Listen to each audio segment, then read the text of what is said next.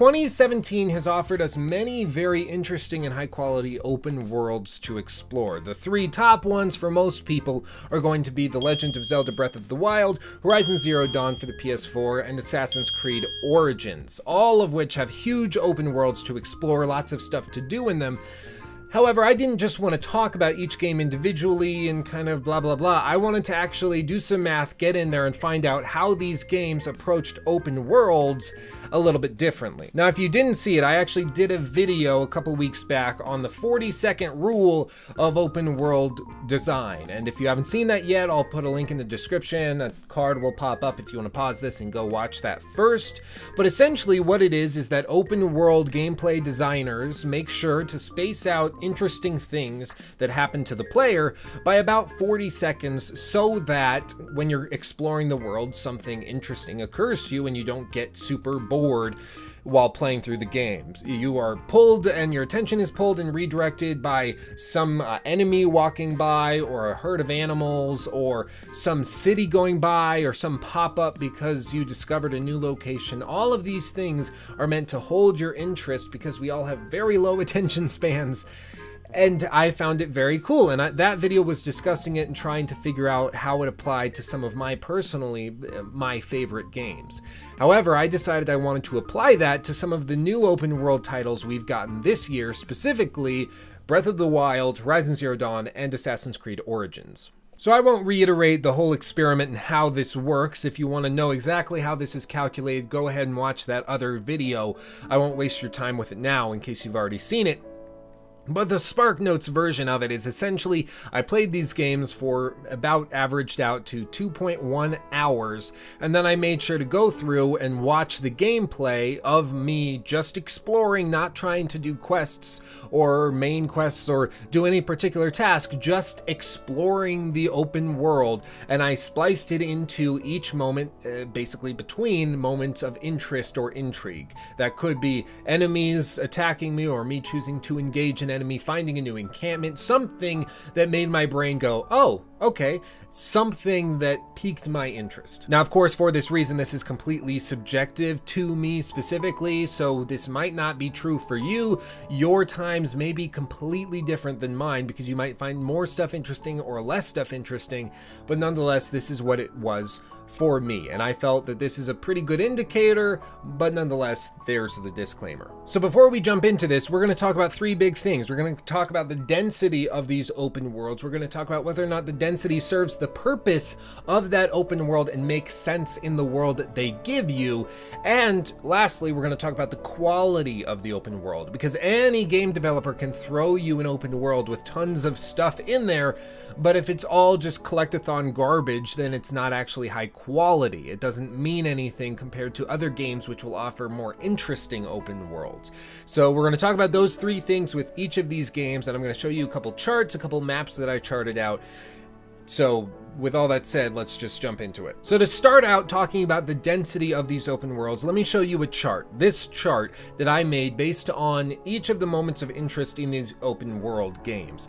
And as you can see, they're actually heavily varied. Some games offered huge variations in between moments of interest. Others were very, very consistent. Specifically, Breath of the Wild was very, very consistent, almost strangely consistent in its actual loop of finding something interesting, then going, exploring some more, finding something interesting, and it's very, very steady and averages out to about 40 seconds between each thing that piqued my interest. Some moments were 4 seconds apart, others were a minute apart, but it averages out to about 40 seconds. For Horizon Zero Dawn, for me, it actually timed out to be about 53 seconds in between each moment of real intrigue and interest. However, this also varied very heavily. Some moments were 2 minutes apart, some were 3 minutes apart, others were a matter of seconds apart, and so it was very varied in how this worked. And Assassin's Creed Origins was incredibly drastic, with some moments of intrigue being a full 2 minutes apart and others being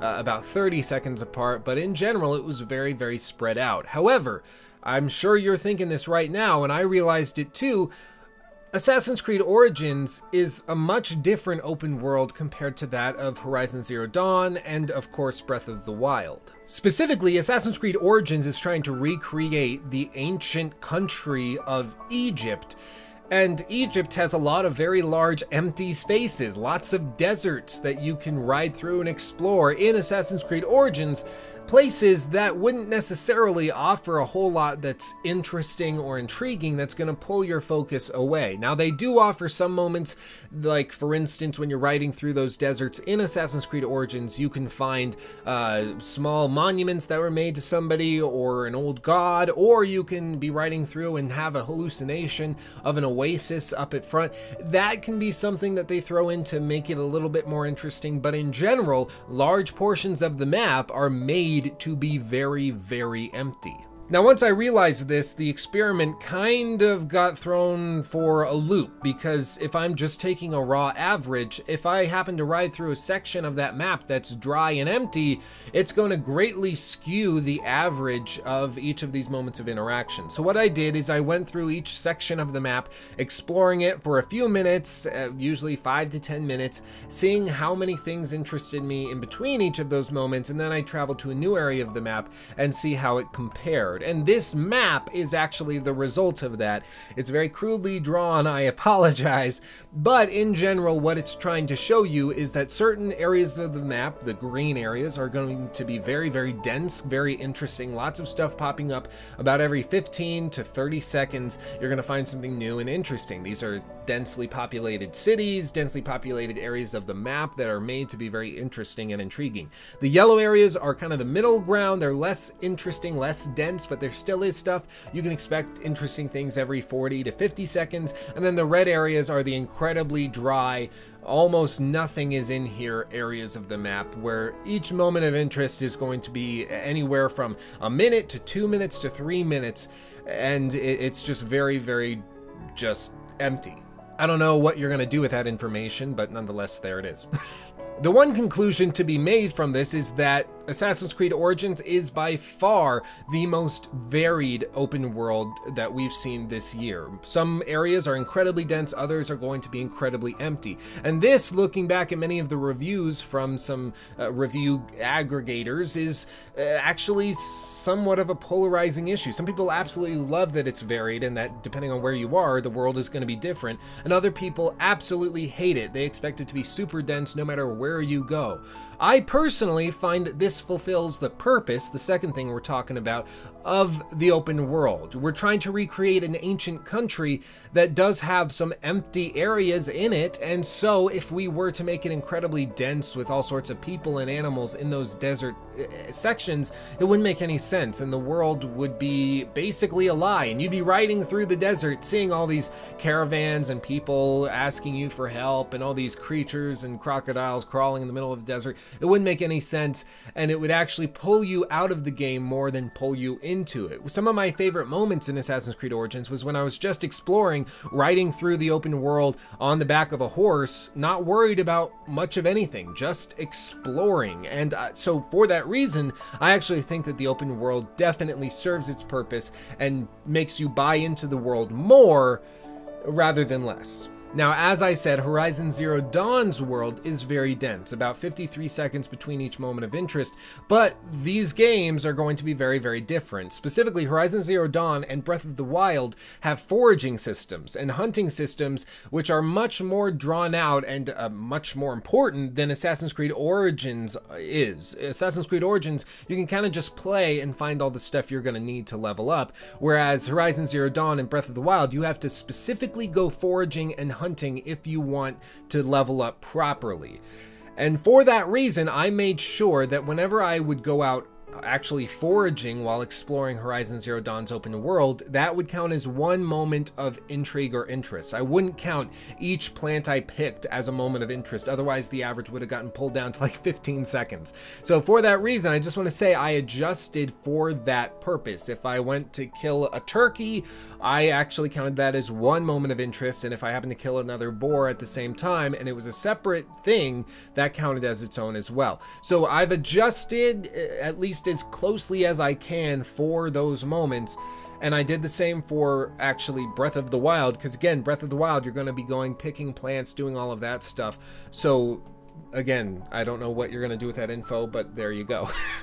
Now, as I said, Assassin's Creed Origins is by far the most varied map of any open world that we've seen so far this year, at least as far as I'm aware, and I've played pretty much all of them. And what I can say is that Horizon Zero Dawn is very, very steady in the density throughout the world, as is Breath of the Wild. You're going to see a pretty steady layout of things to do as you explore the world. And I actually think that that can be a good thing for this particular world that we're exploring.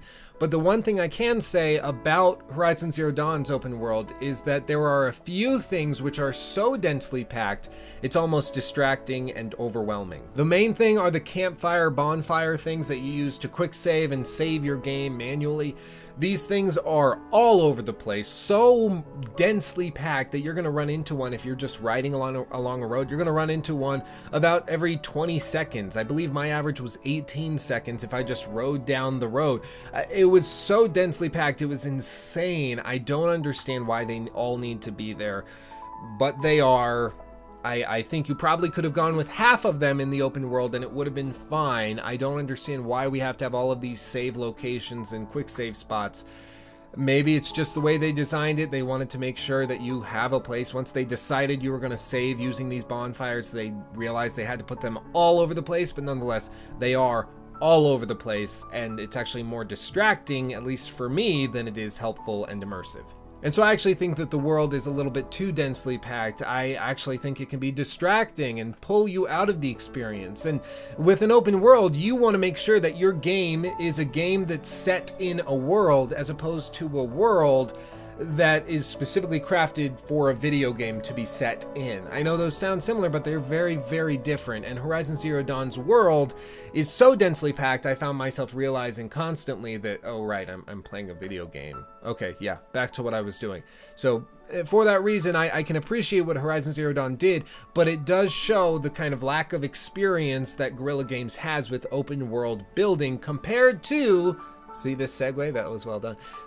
Breath of the Wild. Breath of the Wild is a massive map, and it's not incredibly densely packed, but it's very steady in how densely packed it is, and each of the things that are going to be interesting to you and to pique your interest are going to be different, they're going to be varied, but they're also going to be consistent with the world that they've crafted, and it's going to fulfill the purpose and never make you feel as though this is a world created for a video game. Instead, it's going to feel like a world which a video game happens to be set in. If you haven't played Breath of the Wild, it's really hard to describe, but if you have, you'll know exactly what I'm talking about. The skill and the raw talent that went into designing this open world is almost unlike any open world I've seen. It's so bizarrely well done and well paced. No matter where you are, you're going to be consistently intrigued and interested in all sorts of different things. I'm not sure how they pulled it off.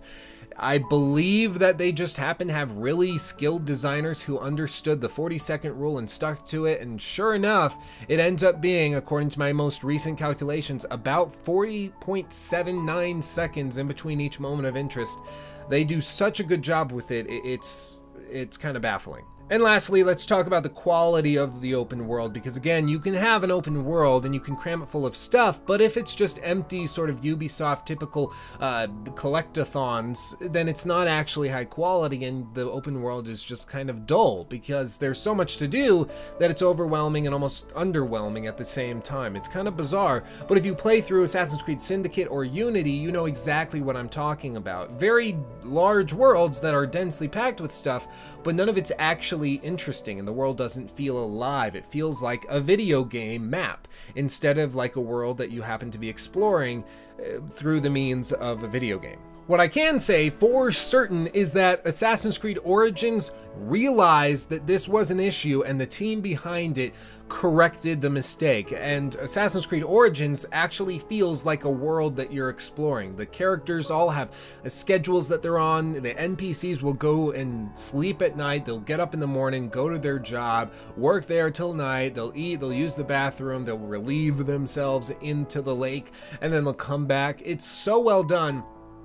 you can really see that they noticed the issue and they corrected it, and I love that. So I would say Assassin's Creed Origins has a really high quality open world. Everything that's going to pop up is honestly interesting and intriguing, whether it's a kid singing while skipping down the road, or maybe it's a crowd of people gathered around somebody who's preaching, or it's another person that's over there begging for money, or you go a little bit further out and you notice a bunch of hyenas camped out next to one of the pyramids and they're guarding the entrance, so if you want to enter you got to go kill the hyenas. All of these things are very well done and intriguing, and they make sense in the world. They don't seem as though they were placed there, and it's very possible most of those interactions were just dynamic. They just happened, and they didn't happen for anybody else other than me. I just happened to be in the right place at the right time with the right RNG, and it just worked out that way.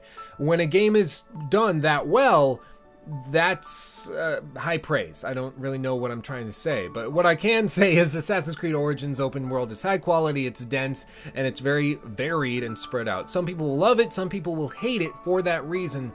I actually think it's incredibly well done, and I personally love it. Now, Horizon Zero Dawn's world, again, we're talking about quality. At times, I feel that they really did a good job with this, and that it's very, very well done. I've been going back through the game again in order to get ready for Game of the Year selections.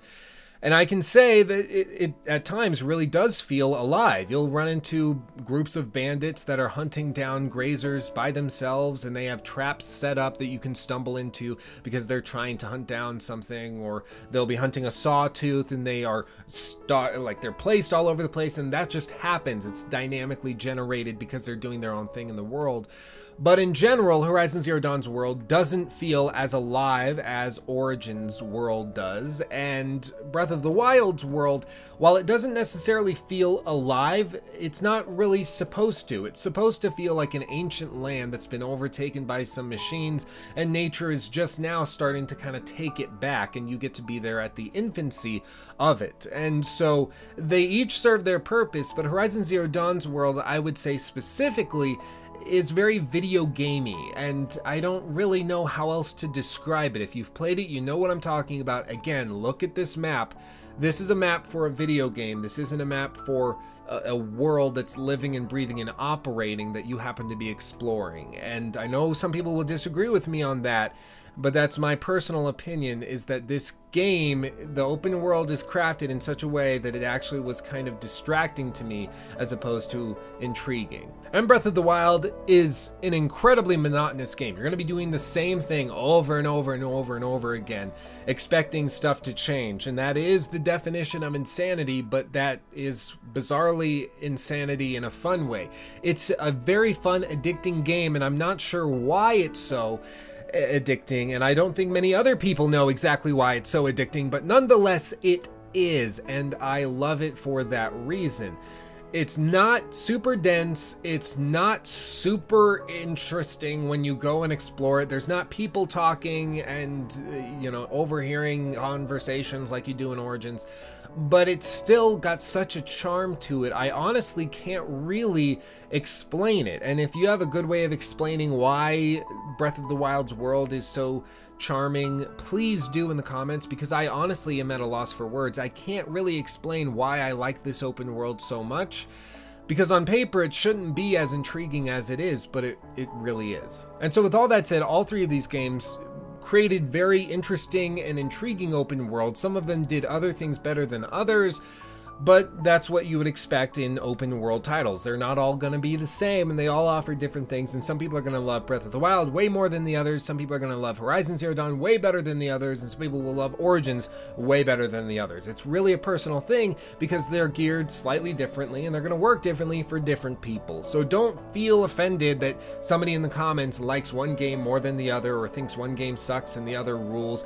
That's fine. That's good, actually, because it means that there's actually games to service each type of person, and I think that's great. But that's all I really have to say. Hopefully you enjoyed this video, got something out of it. I don't know if you did, but nonetheless, I kind of wanted to get this out there. I was doing this on my own time anyways to kind of figure out how these open worlds work before I choose a game of the year. So I figured I might as well share it with you, and if you find it interesting, then great. Now I do want to say many people in the last video were asking if I could share some of the calculations, do the standard deviation calculations and all of that. I have done those, and all that data is going to be in the description box below. So make sure to click on that, look at it to your heart's content. I did the calculations as far as I can tell correctly, and all of that is going to be down below. But with all that said, thank you for watching, guys. I love you all, and I'll see you in the next video. Peace out. Hey, did you like that? Well, that was just an extra of the full show that I do every weekend. So if you haven't seen it already, make sure to check it out. Ad card things popping up everywhere, and subscribe if you haven't already.